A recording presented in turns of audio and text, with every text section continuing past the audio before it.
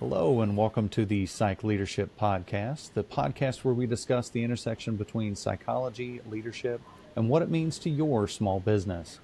My name's Luke Upchurch, and today we'll be talking about leadership in times of crisis, balancing action and influence. Before we get into the topic today, I just wanted to give a quick callback to last week's episode.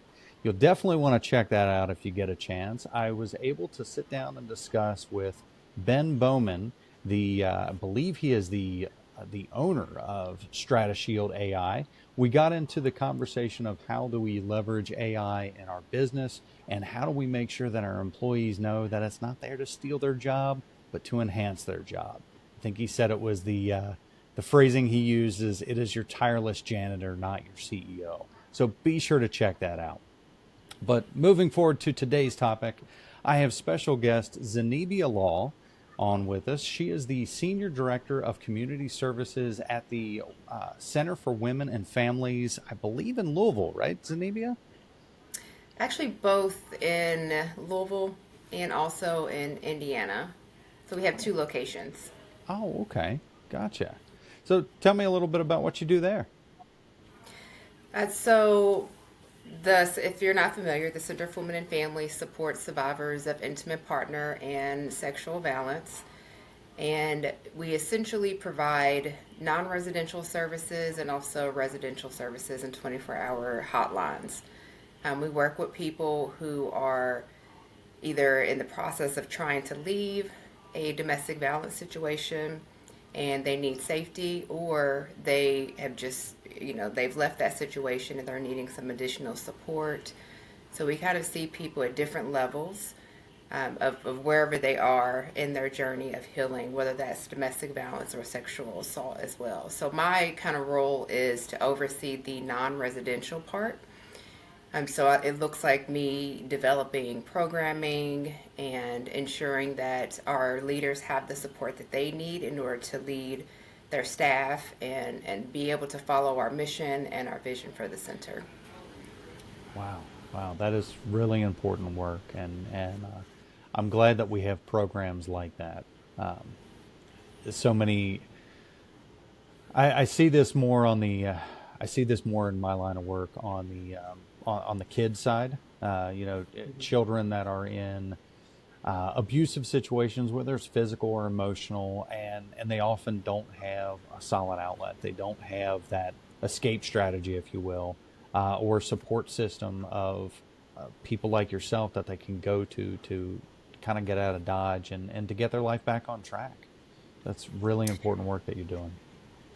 Thank you. And that is something that we definitely see as when we're working with the adults. A big part of specifically domestic violence is the isolation piece. So taking somebody away from their support systems. So a lot of what we do in our work with survivors is helping them to get reconnected to their support systems, to help them create new support systems as well. And that looks like some of the work that you told me about that you're doing as well, right, in the community and supporting individuals. Like, that helps people to get reconnected. Gotcha. So as a senior director, I'm assuming that you have lots of direct reports, a big staff that you're probably managing through this. Is that a fair assessment? So we have, my position is a fairly new position at the center. Right now, I have a total of 4 direct reports, and then I also support other leaders throughout the organization as well, and our other programs, which is about, I think, in total 7 leaders. So that is kind of like my role is to make sure that all of our programs are operating in a way that makes sense across programs. So for example, we have our case management. So majority of our services majority of our programs provide case management services. So kind of my role is to make sure that we have integrity with our case management across programs. So even though I have the 4 direct reports, I'm also supporting the other leaders to implement program features as well. Got it. It's we were talking about this in one of my previous podcasts. Some folks, as you move into leadership positions or just higher up positions within an organizational structure, some folks have this misconception about, I'm a leader of people versus an individual contributor, and feel like that there's some sort of division there. And in your case, and in so many others, yes, you have those direct reports, but indirectly you're leading people one way or another, right? Folks are still looking at you for that guidance, for your reaction or lack thereof on any of those situations, right? Especially I would assume in your line of work, there's probably a lot of balance that you have to create between what you want to do for the situation, right? I mean, your heart goes out for these women and these families that are in these situations. So there's the pull on the heartstrings of what I want to do versus what is in the scope for you to do, right? Being able to balance that decision, that need versus your ability to execute based on business constraints.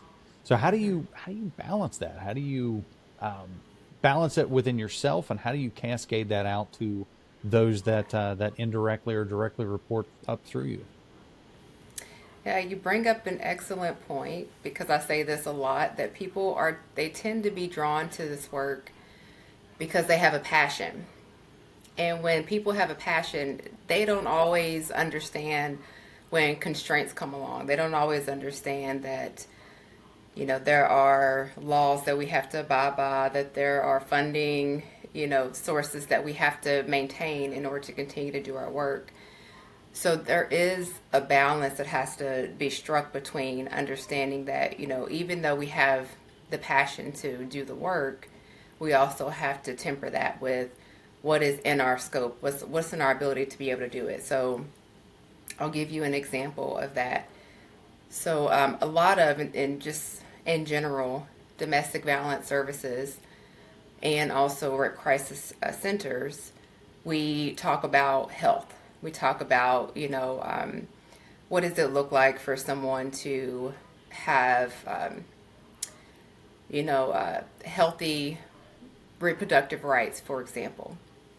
And when the law changed a couple years ago, that changed how we could have those conversations.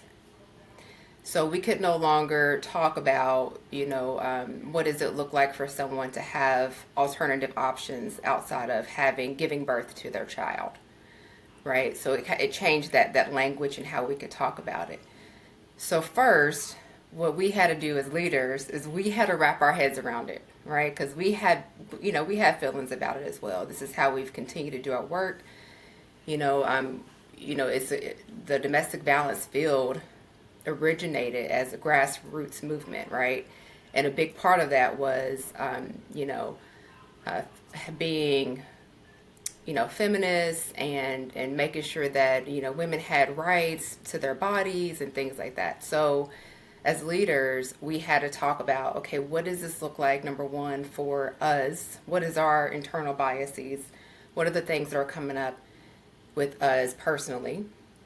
Being able to address that. And then what is this going to look like for the organization as a whole? What are the measures that we have to put in place? Are there talking points that we need to be able to give to our staff so that they have that language to be able to use when communicating? And then also, like, what is going to be the emotional kind of impact on the staff?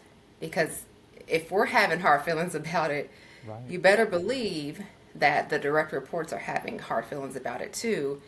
And they are the ones often that are having those conversations with the survivor, right?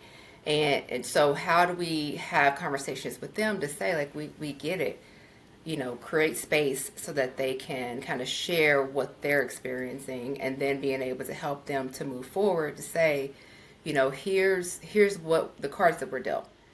Here's why we have to do it. And making sure that they have the why. Oftentimes, if they have the why, it can help to be able to move them forward to create that balance. Because if you don't know why you're doing something, it just kind of feels like, well, the boss told me to do it, or I'm told to do this. Well, if you have an understanding of the why, sometimes that can help you with the deliverables. So that is how we tend to do, how I tend to look at creating that balance is checking myself. What's the implications on the organization? What's the impact on the staff? Making sure I have an understanding of how they're feeling, and then helping them to be able to implement a plan. Okay. So, and I mean that a great strategy there. It sounds like you guys spent a lot of time creating that environment of psychological safety, that you spoke with your team to. What I heard you say there is that you kind of shared your own vulnerability, and that gives them license to then, oh, okay, well, if Zenebia feels this way at her level in the organization, she feels this way. Now I have kind of the permission space to say, okay, I feel a certain kind of way about this, and then do you, as a team, when you said that you guys develop talking points around this, do you do that as a leadership team, or how do you involve the staff in those conversations?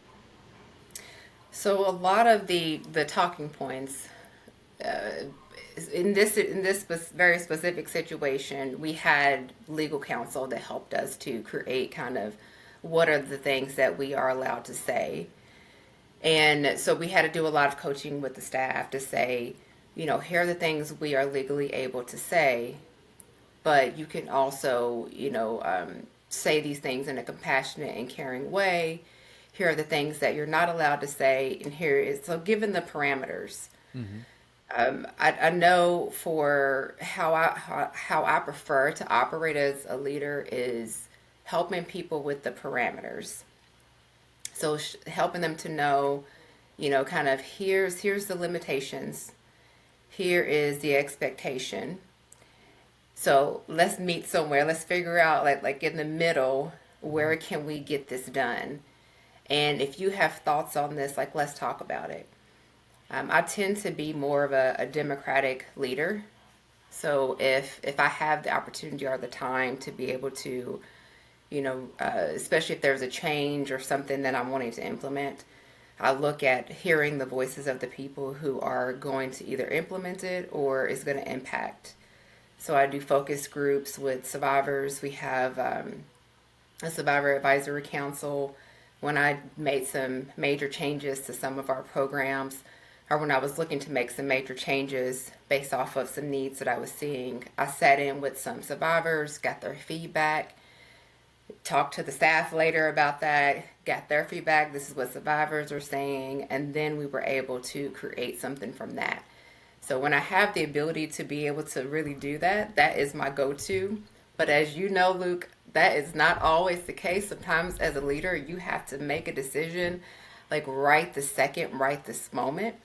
And hopefully, if you've done your due diligence throughout the months, throughout the weeks, and stayed in contact and in connection with your staff, you already have an idea, right, of what's going on. So this is why it's important to have like your one-on-ones, your team meetings, to create spaces for people to be able to share what's working, what's not working, what's going well, right? What are the opportunities for improvement for the organization, for our process that we have, for me as a leader, how is your leader doing, right? Right. So I think, it's just a mixture of finding different points to be able to get the feedback so that way we're not caught off guard completely when we have to make a decision and when things have to move fast. And often in my line of work, it moves fast. Absolutely. Well, and I really I'm drawing towards you you hit a lot of points there on how you build and sustain trust with your team by constantly asking for feedback. You're setting the precedence for them that if my leader's asking for feedback, or leadership team as a collective unit, if they're always asking for feedback, then they're always looking to grow. Internally, that means I need to be looking to grow. And by not being prescriptive, by not being directive, and there are times as a leader that that there isn't any gray area, right? That you can't color outside the lines on this, but you get that permission space. You're able to do that because you have already established the trust with your team, and they know that if you could set up the guardrails and let them operate within that, which I'm all for that, by the way. That's it's the way I choose to lead my team as well, is, give them the guardrails. I always tell my team, if I just wanted a minion, if I just wanted a clone of me, then you're irrelevant. I wouldn't have hired you. Right. I hired you because I want your thought leadership. I want your insights, because you can do a thing, whatever that thing is, better than I have the ability to do myself. That's why I needed additional staff. So if I'm just going to deliver orders, I can't be surprised when I get a team that doesn't have any opinions. And, I struggle that sometimes today, some of the teams that I work with, if their leader is all the time prescriptive, if they never build that trust and they never allow their team that flexibility, then you get a bunch of folks that just don't have any opinions, right? You ask a question in the room and everybody looks at the boss and says, well, I don't know what my opinion is. What do you think, boss? And you get that. So you're building and sustaining that trust with your team. You're creating psychological safety. It also sounds like you're taking a lot of effort to manage communication channels, you mentioned bringing in the legal team and getting very tactical on what we're allowed to say, what we're not allowed to say. Do you find, sorry, my brain's going a million different directions here. In terms of managing those communication channels, do you find that pulling in the focus groups, that getting the actual, in this case, your customer, the victims of these crimes, you pulling them into the conversation, that's just an amazing tactic. Tell me more about that. What kind of feedback do you get from them? Yeah, so everything that we do is for the victim, for the survivor, right? Like, this is what our whole goal is to serve them to the best of our ability, and also to prevent violence in our community as well, right? So when we look at how we're doing that, we have to get the feedback from our customers. So that is the survivors. It's also the community as well. So we do a lot of community education, because the Center for Women and Families, we cannot do it on our own. This is not a Center for Women and Families problem, right? This is a community issue. This is, on a bigger scale. So we look at, how do we, first off, make people understand that and help them to be able to see that it's a bigger issue, help them to see how they can get involved and how they can either support survivors in their community, and how to prevent it from happening in the first place. So a big piece of that is hearing it from hearing from the community, but also hearing from survivors. So what I tend to do, and what I've done in the past in the focus group, is really just kind of say, this is the issue that we're hearing. This is the things that we're hearing from our direct client services. Either that is from our staff that's doing the work, or whether that is from the survivor, right? And, what are the things that you all went through in your experience? What are suggestions that you have, right? If you had endless resources, what would you say the solution would be? Sometimes when you kind of give the magic question, right? If you had no constraints and money was not an object, how would you solve this problem? And sometimes it can be really grand outside of what you can do, but sometimes you can get some nuggets there, and you can say, okay, well, here are the things that, based off of what you said, here are some things that I think we could do, or we can work toward doing, or maybe we can get connected with a community member or community partner and say, this piece is outside of our scope. Does this fit in your scope and in your line of work? And really being able to partner in that way, so then that way we can have that support. So for example, with like HIV and AIDS support, we have a really good community partner, VOA, that we, reach out to and we utilize as a resource. They'll come and do testing and things like that because that's out of our scope, right? Mm-hmm. We want our survivors to be healthy and whole, but also we have to know what our limitations are. So a lot of that looks like, when we get that kind of feedback of this is what I would like to have, a resource I would like to have. And if we can't do it, what does it look like to get them connected to what can work? I really like that. It's you've probably read the book. It's called "Competing Against Luck." Clayton Christensen. You familiar with that one? No, No. He talks a lot about the idea of in business, and this has so many applications. But we can't solve a problem if we can't solve a problem if we don't ask the people actually having the problem. We can't decide for them what a proper solution is. We have to really understand our customer and the job to be done. So he talks about, for instance, there's a whole spiel at the beginning of the book that talks about like the McDonald's milkshake, and they did this whole research study. McDonald's, that is, did this whole research study on why do people hire a milkshake? What is the job it is trying to do? And what they found out is that the same person will hire that milkshake, as it were, at different times of the day to serve a different purpose. So they had moms that would get that milkshake in the morning, but they wanted it kind of a thin milkshake. They wanted to finish it before they got to work because they didn't want to be judged for it's 9 a.m. and you're drinking a milkshake, right?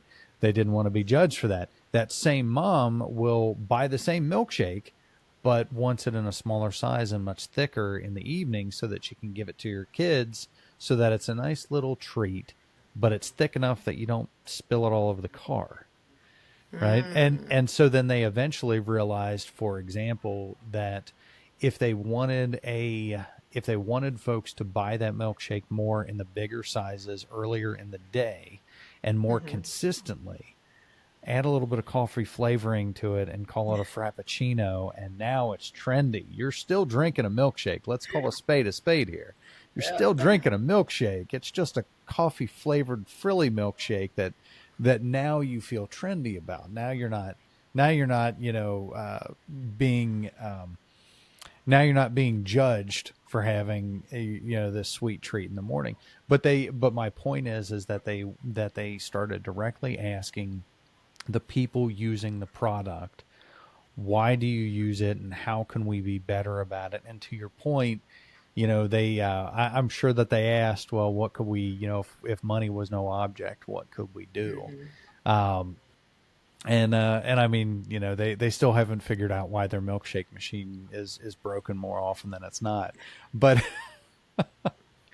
but in any case, the book talks about several different use cases where they go in and they ask the client. And the interesting thing, especially with your line of work, I suspect that, and I don't know if that was always the case, if every leader before you always had that mindset, but I would venture a guess that if it wasn't always there, if that was new you coming in or the current leadership staff coming in, you guys have probably gained a lot of ground in the community that people feel heard. And it's something different when a customer can say, that's that thing that they're doing, that program that they're starting, I had a hand in that.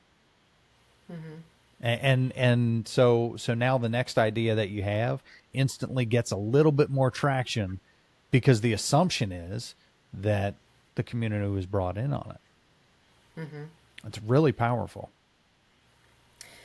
Yeah, and I will say that, there has been different, obviously, leadership, throughout the time. And I think that something that we are moving toward is having that model of, how are we getting the input from our stakeholders? Like, who are the stakeholders and how are we serving them well? It also goes to, so we are a nonprofit.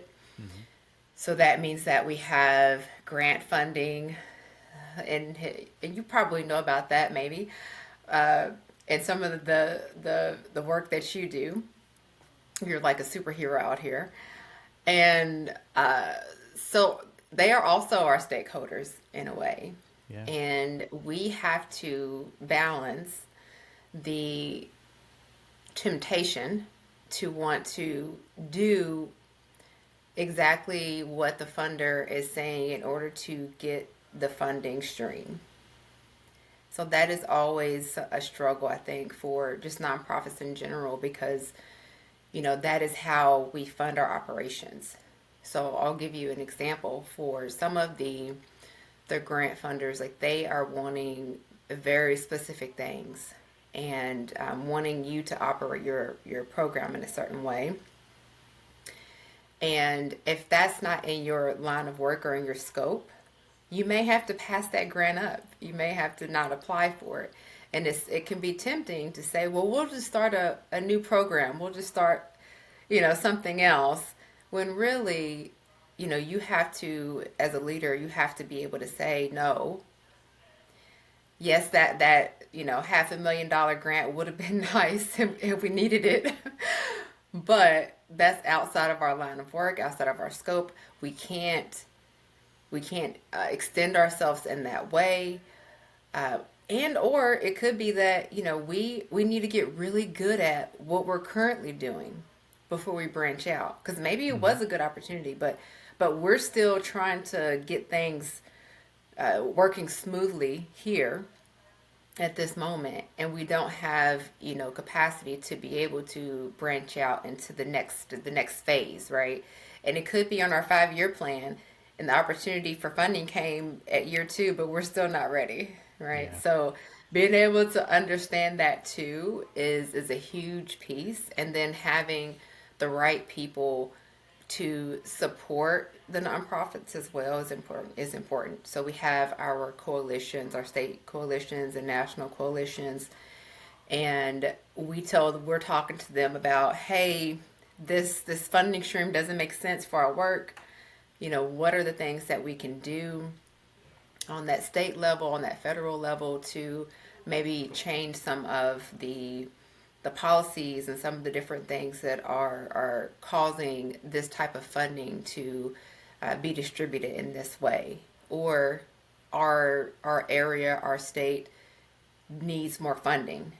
So when we look at a lot of the grants, sometimes it's based off of what the needs are in the community. So being able to really have the data to be able to prove what the needs are. So we have, our stakeholders are kind of everywhere, Hmm. uh, because then once we get the grant, we have to also be able to say how successful we were, Right. or how we weren't successful and why. So a lot of that, my responsibility, and kind of what my role is across all of the programs, not just the one that I supervise, is that, what is quality data? What does that look like for us? What is the data that we need to be reporting out on? What's the data that we need to make programmatic decisions? And what does that look like for our staff to get the data that we need? Just because we say we need the data, like, we also have to make sure that our direct reports also know why it's important and how to go about getting it. Yeah, yeah, that is definitely critical. I know in my nonprofit, we're still in our infancy. We're only a couple years in, so we've received one one small grant, and actually just recently brought on a grant writer. So hopefully, fingers crossed, hopefully we'll get some more. But I'm right there with you. I had an opportunity here recently to partner with a veteran organization, and and because we are an education based 501(c), that I just couldn't make the connection. Right, I can lose my Mm-hmm. 501(c) status if we color outside the lines. I have to be able to Mm-hmm. draw back to connection, to education. And so as a Yeah. leader, I'm torn there, because I'm a big backer of our veteran community. My father, Mm-hmm. God rest his soul, he served 12 years serving our country in a MASH unit. Eventually, back in 2017, took his own life, uh, gave in to his demons. But Yeah. But in any case, I'm a big backer of the veteran community, so it hurt me to be able to have to say, I really want to partner, I really want to help, but it's just not in scope for us. But to your point, being able to share that back with the team so that they understand, again, wanting to and being able to are two totally different things. And to your point, having, being able to show the metrics, the key performance indicators that say, here's, we told you we would do a thing, and here's how that thing was successful. That's why you should fund us again next year, right? That's why you should keep the money flowing. That can be a difficult thing. So another question that I had for you, and this has personal ties for me. So for any of the audience that maybe is new to the show, I'm currently a grad student in child and adolescent psychology. I am I'm in week 9 of 10 on the third from the last class. So I've got 2 classes this next year. Oh, wow. Graduate Yeah. this May, and there for a long time, I thought, I really wanted to be a child therapist. I wanted to get into that arena. And I struggle with 2 things. And for one, from a financial side, we don't pay folks in that arena what they're worth. And so coming from the IT industry, that's a big hit to the salary that I've got Yeah. a daughter in college and a son a couple years from it. Not really prepared to cut my salary in half, and that's best case scenario, mind you. As a child therapist, best case scenario would be a 50% pay reduction. So that was problem 1. But problem 2, I wasn't sure that I would be able to regulate my emotions in that space. That my heart goes out to whether it's a child or really anybody that has been in those abusive situations, and I think I would struggle with taking too much of that home from a mental health stance. How do you help somebody else and not fall into it yourself, if that makes sense? And so I'm curious, how do you help your staff in that situation? Because they're taking on a lot of emotional burden. How do you help them to regulate that and to stay even keel and focus on the end game versus things that are outside of their scope of control? Yeah. So our very first step is to educate them on what is going to happen, which is vicarious trauma. It's that secondary trauma, and you see it not just in our field, but any field where you are supporting someone who has went through a traumatic event. So when you hear their story, sometimes you take on some of the emotions, some of the different things that they have experienced. You're taking those things on. So we have that, and then we also have, just in general, burnout. Burnout happens across all of the different organizations, the different type of work that people do. So in our training, when they first start, we talk about it. We talk about, what does this look like? What are the signs? What are the symptoms? What causes it? And then how to prevent it. So we do that in the first stages. And then throughout their career, we really focus on self-care.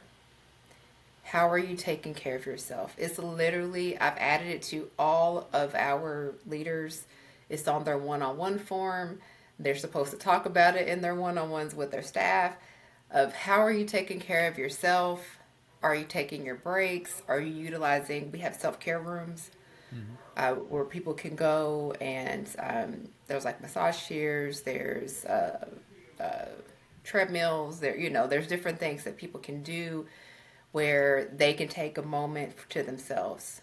So we're having those conversations of what are you doing while you're at work to take care of yourself. Actually, let me back up, because we actually do a before, during, and after and ongoing is how we look at self-care. So that before is, what are you doing before you even get to work to take care of yourself? And then what are you doing before you pick up that call or before you meet with that client? So how are you taking care of yourself?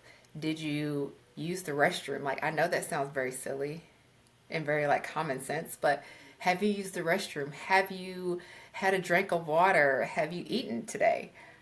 Like, have you taken care of your physical needs? Because sometimes when you work in an organization that is moving high pace, you have survivors that are coming in and they need support immediately, and they need that different thing. Sometimes you can fall into being in crisis mode, is what we call it.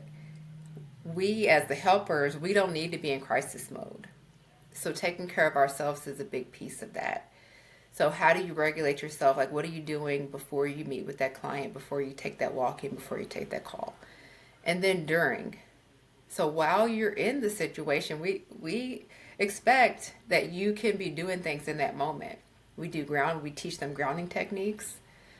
What does it look like in the moment? You have this client sitting in front of you, and you're noticing that you're getting uh, you're feeling some type of way, right? Your emotions are getting heightened.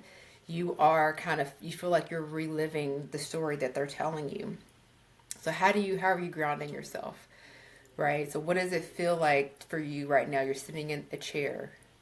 Make a connection with the ground. What does your feet feel like to the ground, right? What are you seeing in your space? So we're very strategic in our spaces that we have.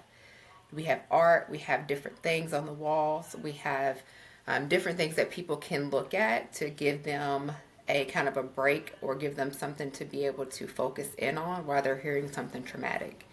So those are some examples of some things they can do in the moment. And then after, you just got off that hard call, you just had that hard meeting with that client. What are you doing after? Maybe you need to not pick up the next crisis line call and go take a 5-minute break and let your coworker take that call, or tap in your supervisor. We have really awesome supervisors who, if they know, like sometimes they can just look at you and they're like, you probably need to take a break. Right. Right. So being able to tap them in and say, like, I had a really tough call. Can I get some support? What does that look like? And then also like the ongoing is just, like, how are you taking care of yourself? Do you have mental health support? We have a really good EAP program, employee assistance program, and our insurance also supports therapy as well. So we encourage people to get the mental health support that they need. And then outside of the self-care piece, we also allow space for us to process when hard things have happened. We do what's called self meetings, and that's essentially we identify what is the safety issue, what are the emotions that are coming up, and then what is the loss because of the thing that has happened, the thing that has occurred, and then what's our future? How are we planning to move forward from this, or what are the lessons that we've learned from it? So that gives people the opportunity to acknowledge when something tough has happened, what emotions are coming up for them because of it, and then like how are we going to move forward? Because ultimately, we are a business. We still have to be able to operate and run, and we can't stop our work when something hard has happened and when challenges come, and things hard happen. In my time, in the work, we've had survivors pass away, and and having to walk with staff through that can be very challenging and very difficult. And so being able to acknowledge when those hard things are happening, and be human with your staff, is a big piece of it as well. Oh, that is some stellar advice. Wow, I'm just blown away by that, Zenebia. The concept of what are you doing before, during, and after. I really like that, and our audience here, we typically would cater towards small to medium businesses, but all types of businesses. And so, for example, a lot of folks right now towards the end of the year, They're probably not dealing with the same stressors that your team has, but they might be dealing with things like budget cuts, right? That typically comes at the end of the year. That as a leader, you are having to make some tough decisions sometimes about, I want to keep everybody, but I don't have the budget to keep everybody. And so I have to think through who is the bottom performer. In some cases, that's not even, there isn't a clear cut bottom. They're all rock stars, but who is the least of which, or in some cases, I've even had to make that decision of, I really don't have a bottom performer. So I have to put that in the lens of, well, who can bounce back from this the easiest? And that's a tough thing. I used to work in the contact center actually at a health insurance agency. I still work for that health insurance agency. But at one point I was entry level, taking calls right from the members about claims and benefits and things like that. And it's interesting when you talk about setting up your work environment, and people don't put a lot of thought into that. But years ago, I had somebody that said, well, I'm having trouble empathizing. I'm having trouble putting myself in the member's shoes and knowing where they're coming from. And so I made a slight wager with this employee. I said, go home this weekend. I need you to bring back 3 pictures. And I work closely with my employees. I like to get to know them at a fundamental level so that it's the best way I would describe it is if you're a parent, the way that I would describe things or how I would give instructions to my daughter is completely different from my son. And I know my audience, so I adjust to my message. Well, your employees are no different, right? You have to adjust your message. So in this case, I asked this employee, I said, go home this weekend. I need you to bring in 3 pictures. I want you to bring in a picture of your son and his wife and your grandkids, all in one picture, some sort of family photo. I need you to bring in one of you and your husband.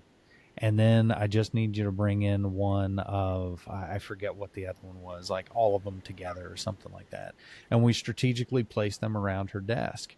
And that was a way that, even though she's talking to these members over the phone, she was able to sort of picture herself in that situation and be able to empathize, to connect with them a little bit. But to your point, there's still that, you don't want to connect so much that you have that trauma, that would you call it, vicarious trauma. You don't want them to draw into that. So they still need a way to be grounded. Just fantastic advice. So for our listeners, I hope that you go back and re-listen to that. There's nothing that I could say that would add to it. So thank you so much for your time today, Zenebia. We are out of time for today. But it has been a true pleasure talking with you. I feel like our audience will gain something, but I know I sure as heck did. So thank you so much. Well, thank you. It's been my pleasure. All right. Well, everybody have a good day. We'll talk again soon.